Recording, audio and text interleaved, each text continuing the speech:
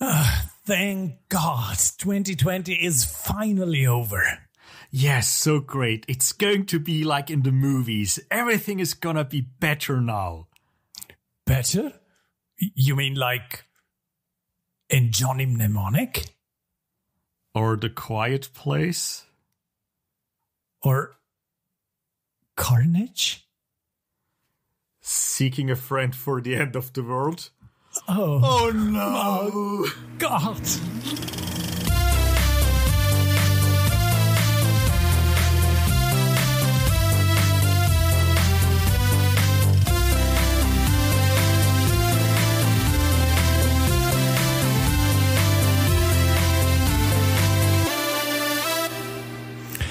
Welcome to Passion of the Geeks, the show in which two friends and fellow geeks talk about geek and pop culture and everything else we enjoy. I am Pat. And I'm Greg. And let's get on with it. Hello, Greg.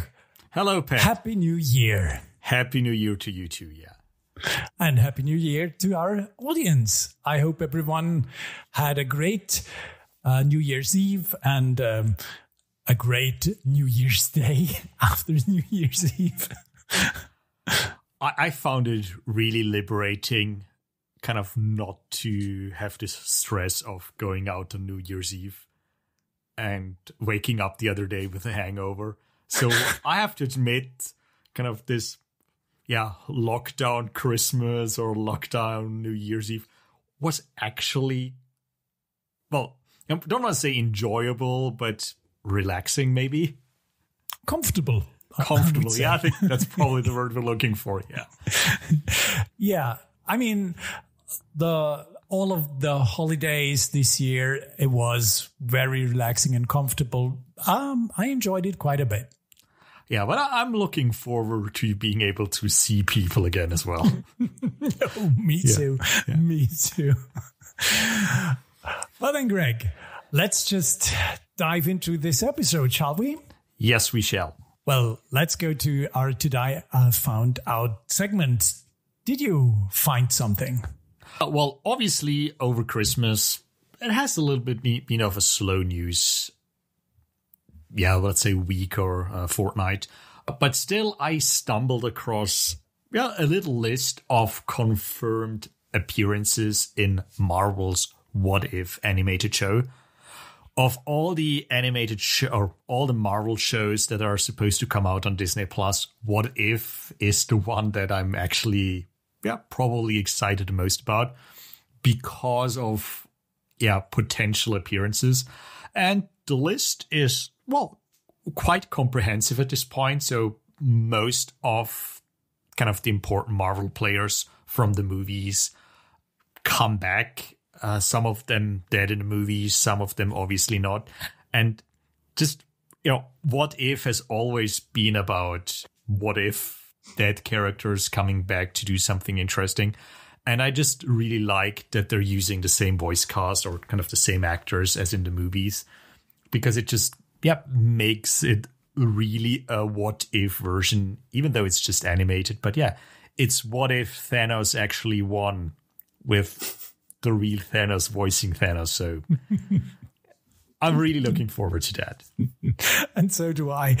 The concept sounds fantastic. And we both know that some of the best comics are what if stories. So I have really high hopes for that one. Yeah. So cautiously optimistic. As usual, aren't we? What about you? I heard that David Hasselhoff auctions off a lot of his stuff. And among these things is one original kit he has.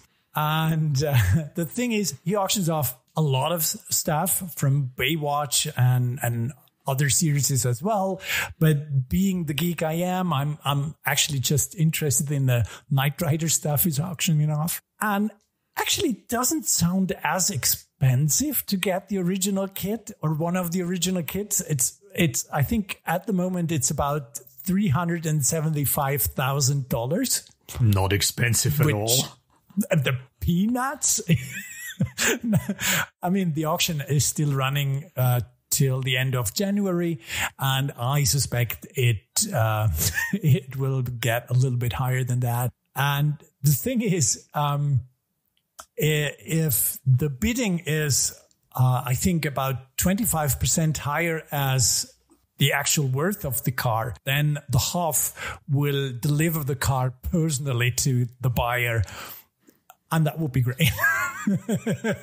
But you can also bid for a dinner with David Hasselhoff. And well, right now I'm not ready to pay $8,500 for that. But actually, that would be a dinner I would like to have. I would really like to have a dinner with David Hasselhoff, talk with him. Yeah, I mean, there are a lot of other stuff, a lot of signed stuff, of course, original scripts, and a lot of other things. So it's an interesting auction. And David Hasselhoff made sure to mention that it's not because he has money problems, because he doesn't have money problems. It all goes to some helping organizations. So it's for a good cause. Still too expensive for me, especially the car and well, kind of the dinner as well. I might be able to bid for some swimming trunks. Does he deliver those in person as well if I bid high enough? I suspect not. But, okay, in that case, I might actually bid. No, but he wears them before he sends them off, if you pay extra. Okay, this got weird. Oh, yeah. Did I say that out loud? Let's carry on, shall we? Yeah, I'm not gonna edit that one out. Oh, damn it. Well, anyway, let's go to the check it out segment. Greg, do you have something? Yes, I had a lot of time on my hand over this very quiet Christmas break to watch a lot of things. And, well, there actually were kind of quite a few things to mention. But I want to focus on one TV thing in specifically. Cobra Kai Season 3. I think I've mentioned Cobra Kai before, the continuation of the Karate Kid movies. And the first 2 seasons on YouTube were good. Season 3 on Netflix is just as good or maybe even better. Okay. What they're doing with the characters and kind of how they're continuing the story and how they're pick up certain storylines from the movies, and it's just done with so much love that I know the show pushes my nostalgia buttons, but they do it so well that I'm okay with it. The way they use some guest stars this season is just, I mean, obviously it's Netflix money now, so maybe that's a reason for it. But yeah, it was just really enjoyable to see some familiar faces many, many years later. So if you have the chance to check out Cobra Kai Season 3, definitely do that. It's on Netflix. On the other hand, I've finally got around to watch some movies, or kind of finally, one of them actually quite a new one, Tenet and Wonder Woman. Not sure how much we should talk about those 2 movies now. Well, we have kind of a big 2020 in review segment planned for today, where we talk about the best things of 2020. And I'm sorry to say that neither Tenet and Wonder Woman are going to be on that list. Wonder Woman was a big disappointment for me. It's too long, too messy, not focused enough. I have no idea what happened there. I really enjoyed Wonder Woman, the first one. I don't know what happened here. And Tenet, the new movie by Christopher Nolan, it's a big spectacle. It looks gorgeous, but I think it lacks heart and emotion. And I think that, I mean, the action set pieces, they're great. But other than that, I found the movie lacking. Yeah. What about you? Anything to say about Cobra Kai, Tenet, or Wonder Woman? Well, let me begin with Tenet. I tried to watch it. I have started to watch it, and I kind of, maybe because I'm not sitting in a movie theater, but I just couldn't continue it. I mean, I started, it looks great, but there is no heart.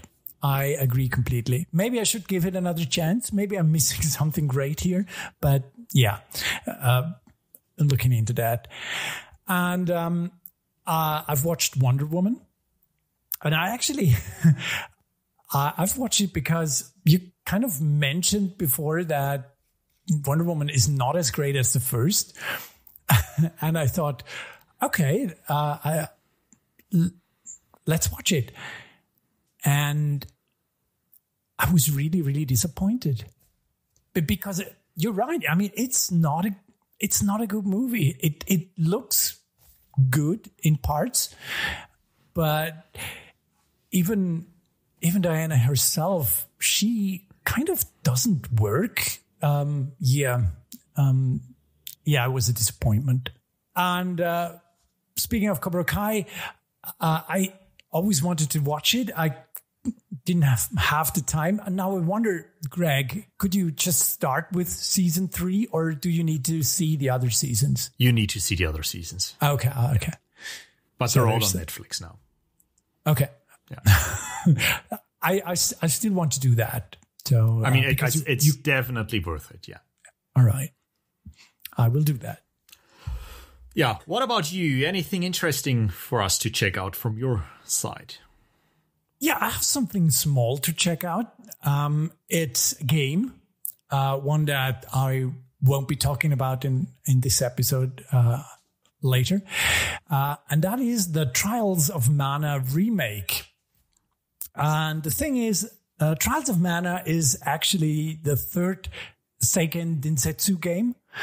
A lot of people know this as Secret of Mana or Secret of Mana 2.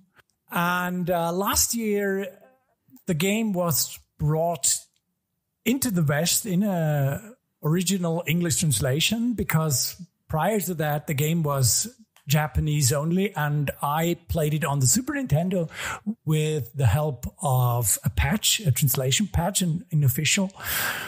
And last year, we got an official translation and also the name Trials of Mana. And this year, we got a remake, and it's just the game Trials of Mana as we know it in 3D, but they managed to have the same style. They managed to nail it. They also did a couple of, I would say, comfort functions to make the game more accessible, but at its heart, it's still a game from the 90s with all the difficulty and everything and the grinding. So it's certainly not one of the best games this year for me, but it's a remake that is done right. It nails everything the original had made great and just gets it into the, I would say, the early 2010s. It's not graphics that I would say are 2020 graphics, but it looks good. It plays well. It's a really great game. It might not be everyone's cup of tea, but if you're interested in these kind of games, check it out. Okay. Have you played one of these Densetsu games? No, I haven't. Well, they're just action RPGs. On the first glance, they look a little bit like the two-dimensional Zeldas, but the Seiken Densetsu games are really RPGs where your characters level up and such. So it's not a fair comparison. Well, anyway, let's go to our story of the week. So it's finally 2021, and I think we all agree 2020 was not the most awesome year ever. A little bit of an understatement, but go on.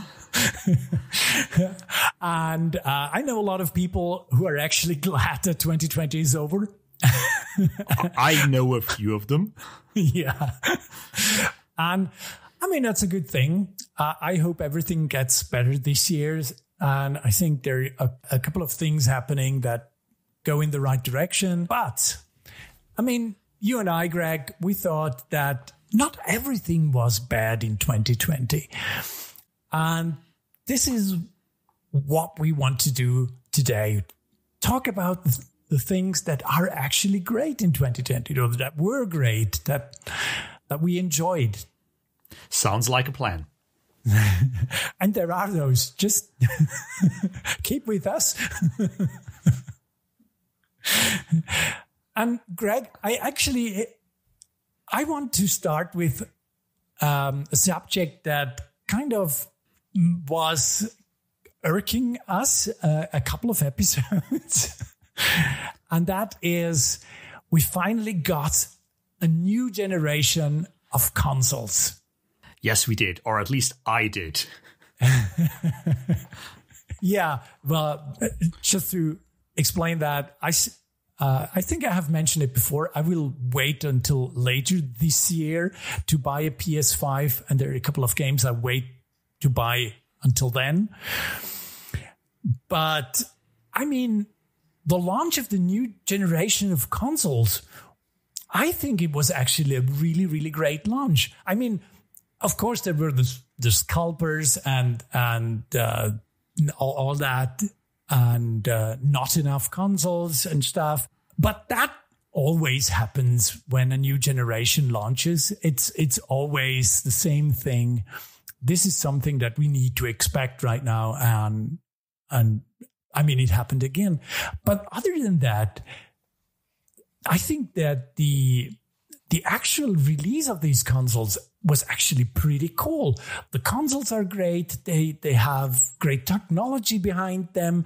They really set a new level of how games can be. And they have a great lineup. Both Xbox and PS5 both have great game lineup that, as I look back, not many console releases had such a great game lineup.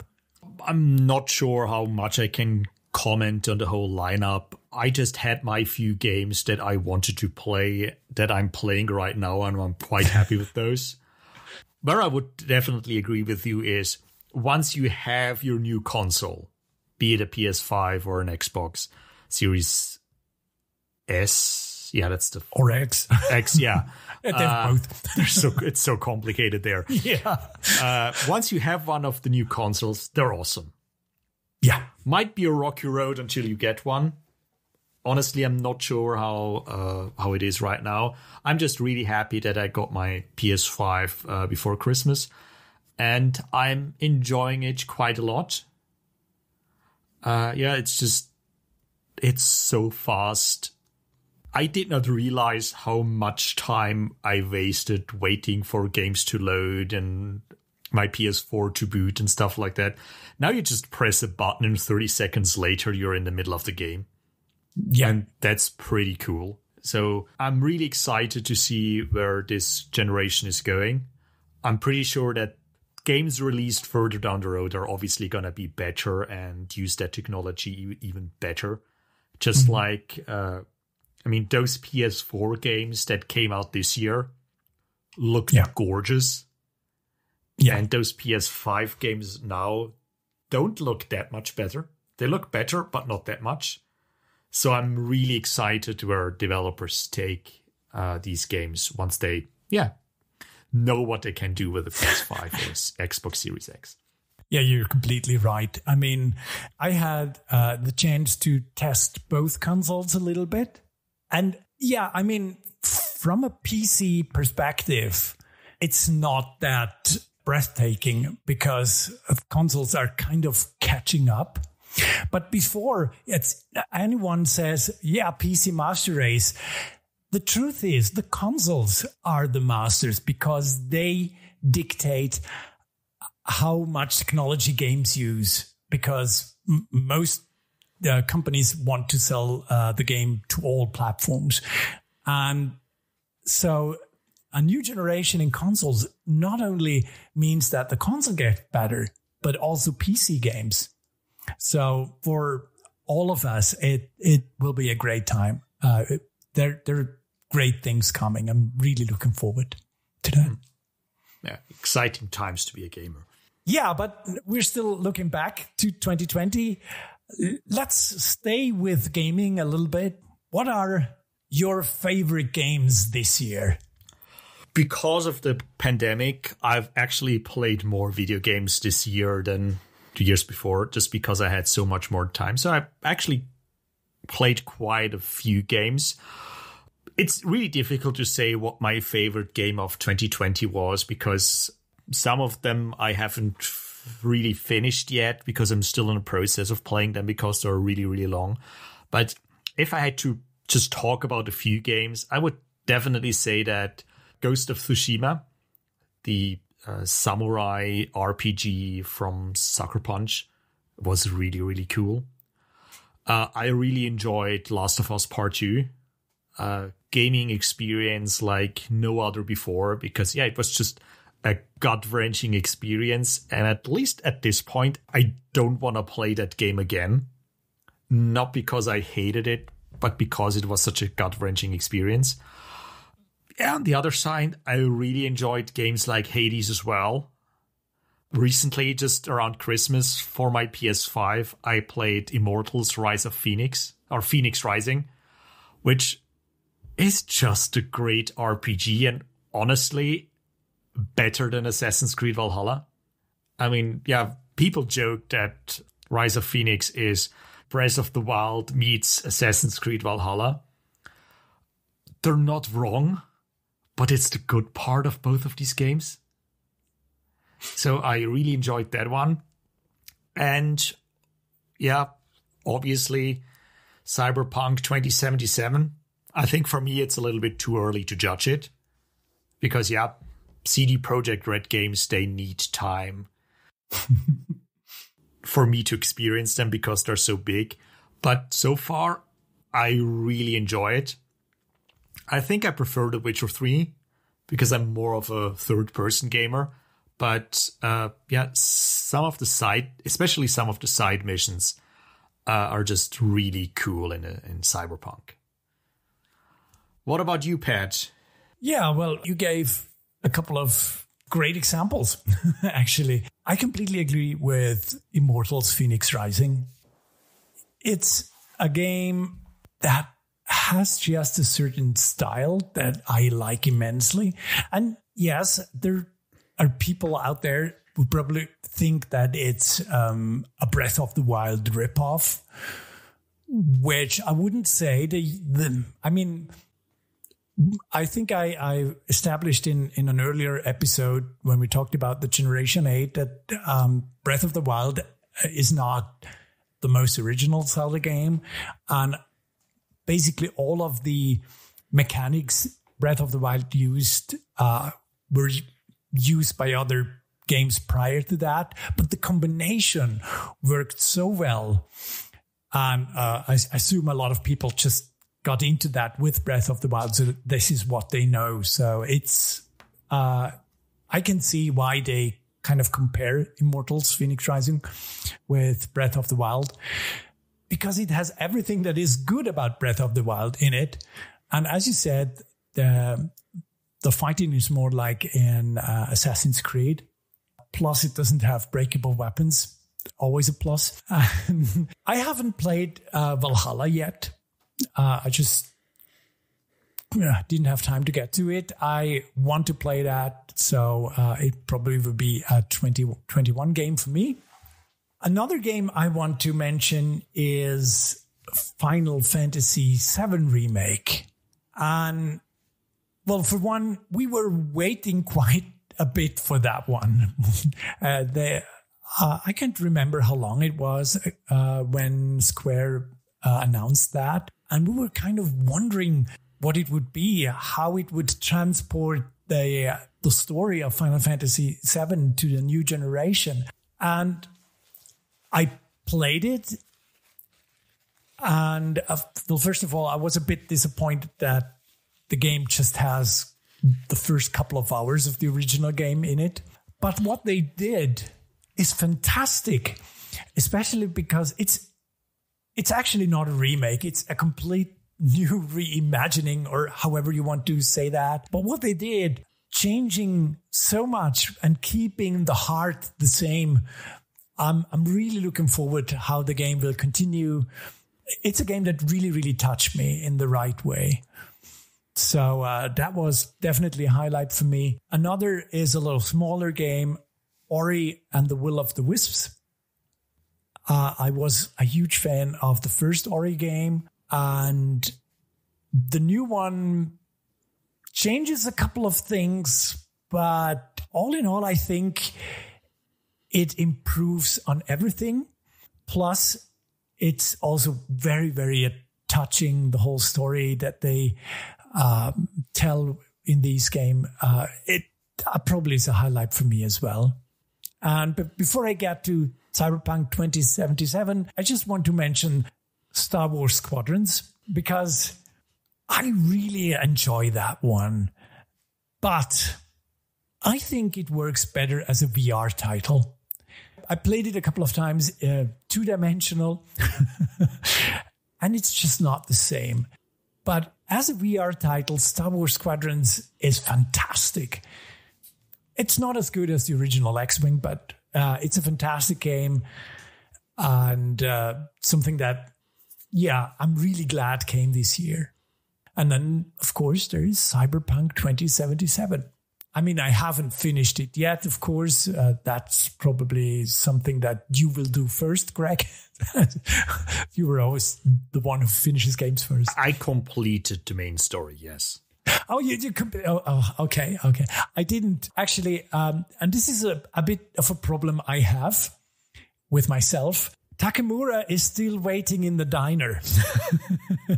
I'm so occupied with side jobs and gigs. I haven't done the main story yet. I mean, honestly, I would say that's actually an okay way to play that game. Yeah. I mean, for me, I would say play the main story until you meet Johnny Silverhand, and then start exploring side missions. Yeah. Because I actually think that those side missions are better with him there. Yeah, it's a bit like, I would say, a typical Elder Scrolls game, where the side missions or sub-quests, side quests, or whatever you want to call them, are, because they are shorter and self-contained, they are really, really great. I mean, Witcher 3 had great side quests as well. That's something they absolutely nail. That's actually one thing I really like about Cyberpunk, that these side quests, or these, I think they're called side jobs. Yeah, side jobs. Gigs. There's more than one part of each of those stories as well. So you start with a car race, but then it turns into something else. Yeah. And I really enjoy those. And you kind of start the mission and then you complete the first part. And it says, in a day, you're going to get another call from that same person for part 2. And I really enjoy that. Yeah. And each and every one of these side jobs is well made. They always have little stories in them, interesting side characters and stuff. It's really, really well done. This is probably my game of the year. Okay. I'm not sure yet. The first person, not the biggest fan of that, to be honest. Yeah, I understand that. There are a lot of people who actually think, I don't want to play it because it's in first person. And there are those, at least on a PC, they're already on it, creating mods to make it third person. They, of course, look terrible, but it's something they do. So there is something that the people want. They want the game to be in third person. I don't know if we will ever get an official third person patch, because the way the sequences are designed, they are clearly designed to be experienced in first person. So I don't think how feasible that idea is. But I confess I would love to play in third person. I don't know if I would prefer it, but I would love to do it. Just some remarks about the games you mentioned. I really enjoyed Final Fantasy VII Remake as well. I'm just curious how they're going to title the follow-up. 7B7. Because, as you said, I mean, kind of remake is a blatant lie. Yeah. It's a reimagining, and I actually think they stopped at the right moment. Yeah, perfect moment. They stopped at the moment when you realized, okay, these stories are really diverging now. Yeah. So I quite enjoyed that. Me too. Star Wars Squadrons, yeah, I'm not playing in VR, so I kind of fell off that. Missions were cool, but yeah, it's just flying around and shooting stuff in the end. So yeah, maybe I have to revisit it at some point. Ori and the Will of the Wisps, you put it on the list, so I finally decided to give it a shot. But I decided to play Blind Forest first. Good idea. So I'm still in the middle of Blind Forest. I just completed the Ginso tree, which I have to admit is probably one of the coolest levels of platforming I ever played. I really enjoyed playing through the Ginso tree. So kind of you start and then you get the new move, the bash, kind of where you can shoot yourself with a projectile, and it was or kind of the last part, escaping and when the water comes in. It's just a really cool sequence. So I'm quite enjoying Blind Forest, and once I finish that one, I will move on to Will of the Wisps. So I'm really looking forward to that. I mean, that's a good idea to play the Blind Forest first, because there's story segments in the Will of the Wisps that kind of go back to the Blind Forest. So that's a good idea to play that first. Well, and just to go back to Hades for a second or two, I really enjoyed that game quite a lot, but now I'm just tired of the roguelike formula that it has. But I mean, it doesn't matter how long or if you finish each game you have. If you have fun, play a game, and if you don't have fun anymore, just stop playing it. Don't force yourself to play through anything. And I had a lot of fun up to that point, several hours. So I'm glad. Yeah, I completely agree. I'm not saying that all games are supposed to be fun, because, as I mentioned before, Last of Us 2 definitely not fun. But play them as long as you enjoy the experience. Yeah, and I mean, Last of Us 2 is a good point. I see why you enjoy Last of Us 2 that much, but it's not my cup of tea. I've tried it. Maybe I should have played it longer, but I didn't like anyone in that game. So I actually could not bring myself to continue playing because, I looked at the first part again and I realized that I didn't like Joel all that much in that game. And it was Ellie who dragged me through the game. And I just don't like Ellie in the second game. I'm terribly sorry. I think that's the point. Probably. Probably. Yeah, I think that's the point. I think just as it was to some extent a point in the first game that Joel is not really that likable of a character. Yeah. Kind of, I think he grows on you. Yeah, a little bit, yeah. And I think what I liked about Last of Us 2, it did exactly the opposite. Ellie does not grow on you. No, not at all. And I can see that this can be the appeal of the game, but it did not work for me. So I stopped playing it. And refunded it. So, but you refunded it actually? Yeah. Okay. That's okay. Yeah, I would have never done that. Yeah, I know, but I thought I could use the refund money to buy something else. There were some gameplay sequences of that game that were, besides the grim story and what they do with the characters, that were actually really cool gameplay moments. But yeah, maybe you did not get that far. How far maybe I didn't get that far. How far did you play? I don't know how much I should spoil, but I mean, it's almost a year old, so it's fine. No, I played.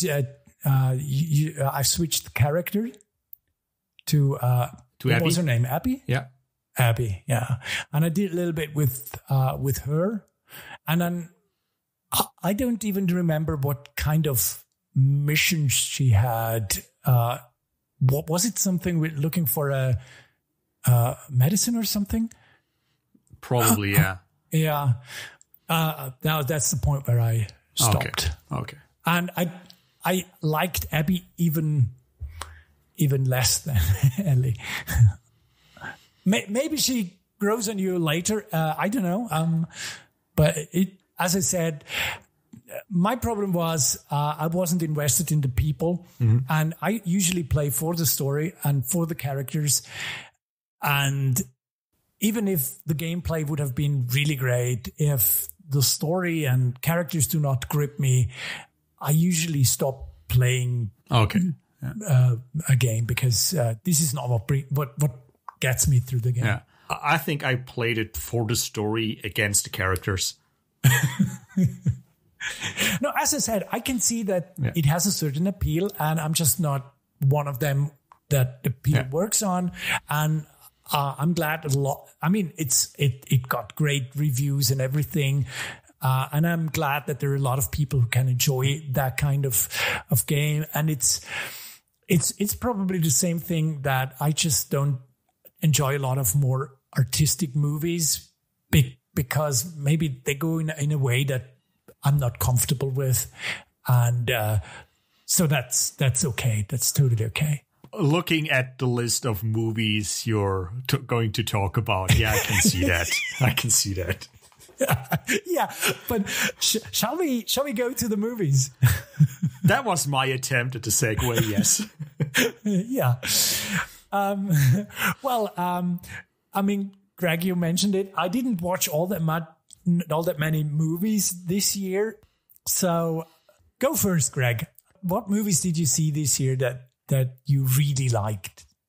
Obviously, there weren't that many big movies this year. So it was, smaller movies that got a chance to shine basically this year. So just recently around Christmas, Disney released Pixar's new movie Soul. And I really liked that one as well. It's kind of the first Pixar movie with a black protagonist. And just as Inside Out kind of explores feelings, Soul explores, kind of life and death and, what a soul is, so to speak. And I just found it really interesting how Pixar is able to talk about something so complex, so difficult, in a way that's very accessible. And I think Soul is one of those movies that's interesting for kids and for adults. And what Soul made me wonder is, when is Pixar going to release an animated movie just for adults? Because I actually think they could do something wonderful with the medium if they decided to tell a more mature story, or kind of if they decide to tell a mature story in a mature way. Because I actually think that Soul is a very mature story. Don't want to spoil it too much, but Soul was probably one of my favorites this year. Another one I really liked was from way early in the year, Palm Springs. I think I've talked about it on a podcast before. It's kind of like, it's a Groundhog Day movie with a time loop. But with interesting twist. And I really enjoyed that one. And a perfect movie for a year about the pandemic. Other than that, I mean, the big two movies, Wonder Woman and Tenet, we already talked about it. They were kind of a disappointment. Love and Monsters was actually a movie, kind of a little movie I enjoyed a while back. But other than that, I rewatched some older movies, and there's a lot of fun there. And yeah, then again, Bill and Ted, probably the most important movie for 2020. I mean, I think Bill and Ted Faced Music, maybe that's the movie that, brings us forward into 2021 and into a better, more awesome world. I don't know. But yeah, there haven't been that many movies this year that I really, really enjoyed. Yeah. What about you? Well, as you said, there weren't that many movies, and I've watched even fewer. I was hoping to watch Soul. I wanted to see what they did with the premise. I thought it's an interesting premise of life and death, and kind of going into a sort of spiritual way to talk about souls without actually using any of the known mythos, which I think is interesting. I'm really looking forward to that one. I just didn't have time to watch it yet. Palm Springs is still on my list. But from the movies I've watched, I had a lot of fun with Enola Holmes. As you know, I was looking forward to that. I have read some of the books, and I really like what they did. It's a nice movie. It probably wouldn't be in the top 10 if there would be more movies released, or if I would have the chance to go to the movie theater. Because, full disclaimer, this is one of the most important ways for me to watch movies. Going to the movie theater, to the cinema. I like to go there and be able to concentrate on a movie. No family around, no other distractions. This is just my favorite way to watch a movie. And I miss that a lot. So what I watched was Sonic the Hedgehog. And don't throw anything at me, but I actually enjoyed that movie. I was expecting nothing, and I thought, I had a lot of fun with that. Did you watch it? I mean, I agree with you on Enola Holmes. That one was fun. I mean, it was a decent Netflix movie. Sonic the Hedgehog, I mean, that movie was better than it had any right to be. Yeah. I'm not saying that I love it and that it's the most awesome thing ever, but again, it's inoffensive and you can watch it and it does not hurt. Yeah. And that is enough this year to make the list. Yeah, 2020 was a bad year. Yeah, no, positive. It was a great year for Sonic the Hedgehog because it couldn't. I mean, you always make the top 10 if there are less than 11 movies. But one thing I have to say is Sonic the Hedgehog is a lot of fun if you watch it with a 9-year-old boy and right next to you. We had really a lot of fun. But another movie that actually isn't a movie that, or not a real movie, is Hamilton. I've watched Hamilton this year after you had suggested it, and we already talked about that in our musical episode. And I think it works well as a movie. So I enjoyed that quite a bit. In fact, I've watched it twice. So yeah. I didn't have... Completely agree with Hamilton. For me, it's not a 2020 thing. Obviously, the movie came out this year. But I think the more people watch Hamilton, the better. So I'm really glad that you enjoyed it so much. Yeah, I did. And again, as I said in the musical episode, I'm usually not the biggest fan of rap or hip hop or what kind of sort of music that is. And I really enjoyed it quite a bit. And I didn't have a chance to watch Bill and Ted. I had to decide whether I should watch Bill and Ted or Wonder Woman, and I chose poorly. Yeah. Yeah, there's nothing else to say here. Yeah, you chose poorly. Indeed. Talking about watching things, let's continue into the TV series, shall we? Yeah, just one thing about movies. Yeah. One thing that's really annoying, especially where we live, is that we don't really have access to proper streaming services with more niche movies. Maybe that's more an issue for me than it is for you, but there's so many movies that are just not accessible here, and yet that's why I haven't seen that many, because movie theaters were closed or I decided not to go, and well, here you have to trick around to get Disney Plus, which is really annoying. So that's one reason why I've probably missed many really cool smaller movies this year. Yeah. Yes. But yeah, let's move on. Yeah, because it's the same thing with TV series. All the streaming is kind of hard here. But anyway, I didn't experience a lot of new stuff, but you had quite a few TV series that you discovered this year. Some of them you've talked about in previous episodes. Mm-hmm. What are your highlights? There's a lot of TV or serial or episodic storytelling that I enjoyed this year. Obviously, Mandalorian, pretty cool. Two shows I really enjoyed this year were from Apple TV Plus. Mythic Quest, Raven's Banquet, the comedy show is set in the computer game world. I really liked that one. They did an excellent pandemic special that was kind of worth checking out. But I really enjoyed Ted Lasso, the show about the American football coach who comes to England to coach a proper football team. And this show was so much better than the premise and that it had any right to be. It's based on a comedy skit for NBC promoting football in America. So it had no right to be this good. But Ted Lasso, really good.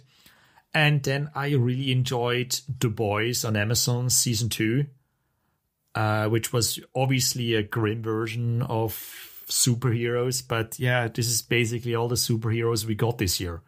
So I think those were probably my favorites my favorites in 2020. What about you? Okay, an interesting bunch. I actually wanted to get back into Doctor Who this year. I wanted to watch the Christmas special, or actually it was a New Year's special this year. I haven't had time for that because I've stopped watching Doctor Who in the middle of the Capaldi season or seasons, just to have some catching up to do. But I'm really interested to see what the current Doctor is about. But the one thing I managed to watch this year that isn't something old. I've been rewatching a couple of things from the last couple of years, but the only really new thing is The Mandalorian, and I didn't get to the current season, so this is cheating. But I finally managed to watch Mandalorian, and it's awesome. I always want to say that the Star Wars universe is big enough for a lot of great stories without any Skywalkers in it. And this is what The Mandalorian does. And it does it so well. I'm really looking forward to watch the next episode. I'm starting with season 2 with the next episode. So I'm kind of 2020. Yeah, I completely agree. And season 2 has some really great episodes in store. And the child, he's just so adorable.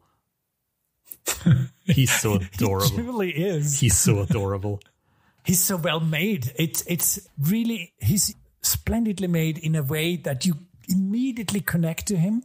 And yes, you just want to protect this.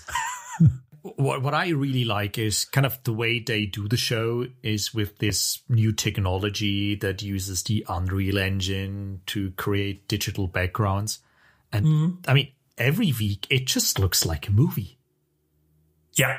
Yeah, it looks awesome. Yeah, it's just breathtaking what they're able to do on a probably high, but still on a TV budget. And I really like the fact that it's basically, I mean, it's obviously a little bit serialized, but it's story of the week. It's like Knight Rider or A-Team every week, another planet, another problem. And yeah, I really like that. Yeah, and I found it interesting. I started to watch the first episode. I had just previously listened to your podcast about Klaus Kinski and Werner Herzog. And there he is, Werner Herzog as the client. And I was, wow. He has the best German accent ever. Yeah. If someone says to me, oh, you have an accent like Werner Herzog, I'm so happy. So happy. But no, the thing is, I mean, John Favreau is a huge fan of the Unreal Engine. We know that since Lion King. And he does so great, as something great with The Mandalorian, how it looks, the sets, how his spaceship looks. And I forgive him for Lion King. I'm not there yet, but getting there. I actually am interested in that Mythic Quest thingy. I don't have Apple TV, so I have to look how I watch this. But yeah, I'm quite interested in that, as I am with The Boys. I didn't have a chance. Yeah, to do it's by the creators of It's Always Sunny in Philadelphia, or at least some of them. Oh, okay. And yeah, I mean, not every joke lands, not every episode is truly great, but they managed to do some really cool things. And I would say there's 2 or 3 episodes that are really good, and the pandemic special is really great. So it's definitely worth checking out, I think. I would just do that.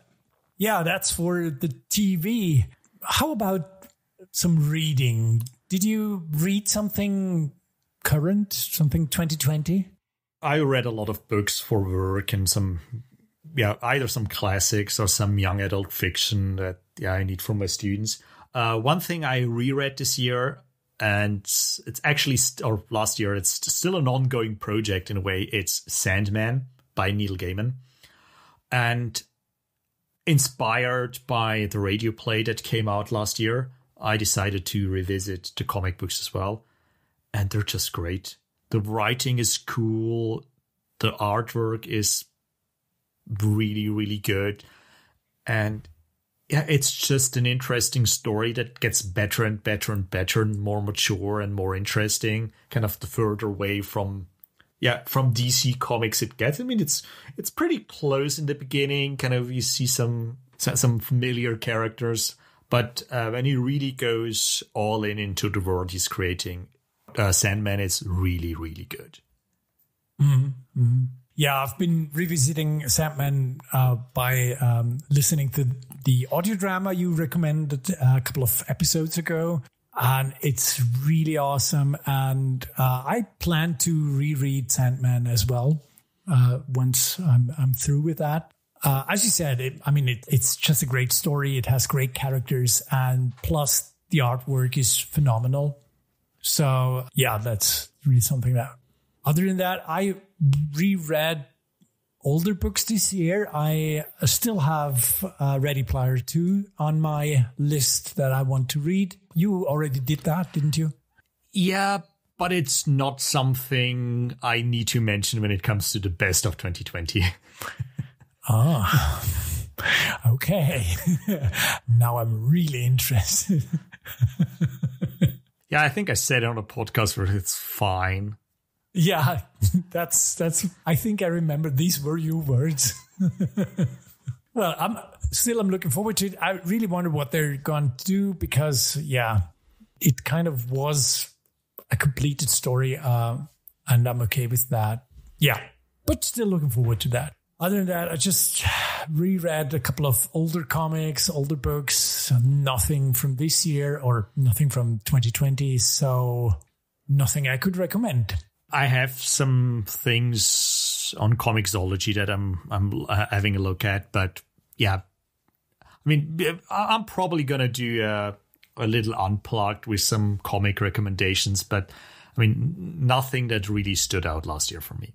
Okay, cool. Really looking forward to that one.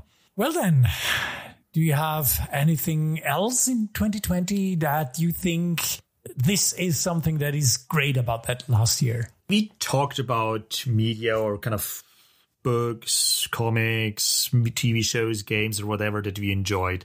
But I mean, there were other random things that were quite interesting in 2020 as well. Kind of from a personal point of view, I learned how to bake bread. Pretty cool. That's not bad.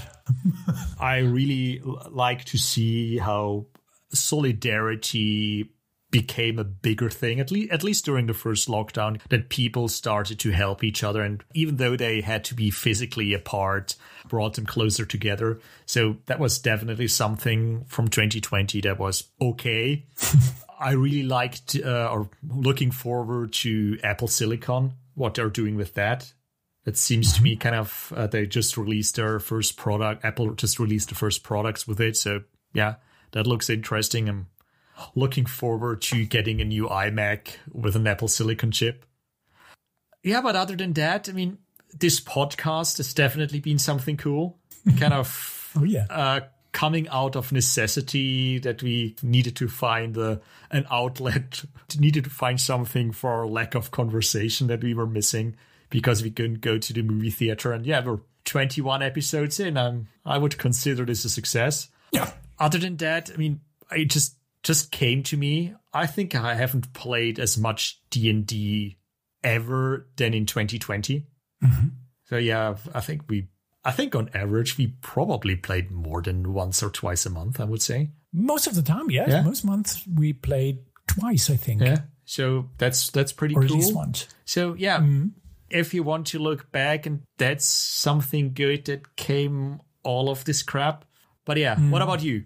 Yeah, well, first, I totally agree with you when you say if you look back, you see a lot of people helping each other, especially those that, elderly or the otherwise a little bit challenged people that didn't have all the options that others have, helping each other. There's some really, really great stories that happen with ordinary people. Some of these stories are really bring a tear to my eye because they're wonderful, not because I'm sad, because it's wonderful what people did for each other. So this is really something that I think 2020 did more than many other things and many other years before.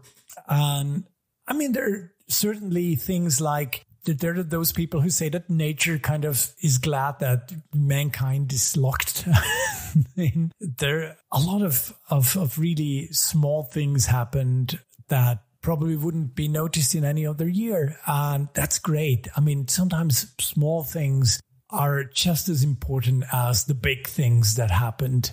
And yeah, I really love that we did this with the podcast. I mean, it was something we were talking about for a while before we started. And we kind of thought about like doing a podcast could be fun. And I don't know, maybe 2020 and the whole lockdown thing helped a lot to push us to do this. And that's definitely a great thing. I know there are a lot of other new podcasts that happened this year. And I think a lot of people had the same idea. It's just wonderful. But they did not get to episode 21, I'm pretty sure. Yeah, a lot of them didn't. Yes. Well, we have a couple of people obviously listening to our podcast, and I'm really happy. Thank you a lot that you have stayed with us this year, despite the whole lot of other podcasts that are there. I think we're doing a cool little thing, and we do something that maybe is not something that all the other podcasts do. So we have our own style. I think this is really, really cool. Yeah, I'm really enjoying this as well, yeah. And yeah, obviously, thanks from me to all our listeners as well. Well then, is there something you want to add, Greg? I think we can end it here. I mean, we still have a year ahead, so lots of new topics to talk about. We don't need to talk about everything in the first episode of the new year. Yeah, we have a whole new year ahead of us, and I hope everyone has a good year, a happy 2021, and all the best to all of you. All the best, yes. Well then, this is it for this week. Please like, share, and subscribe to our podcast. We're on all major podcasting services and on www.passionofthegeeks.com. And you can send questions and suggestions to passionofthegeeks@gmail.com. And you can find us on Twitter at PassionOTGeeks. Well, Greg, it was nice talking to you again. Yes, as always. Let's enjoy the new year. Yes, let's do that. Hear from you soon, Greg. Yeah, hear from you soon. Take care. Take care. Live the journey, for every destination is but a doorway to another.